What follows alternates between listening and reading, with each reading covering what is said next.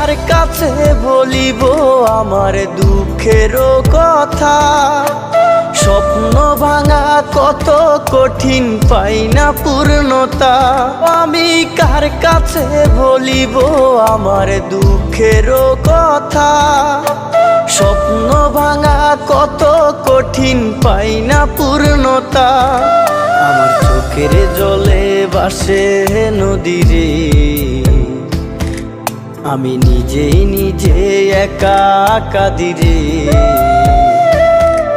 আমি নিজেই নিজে একা হাসি রে।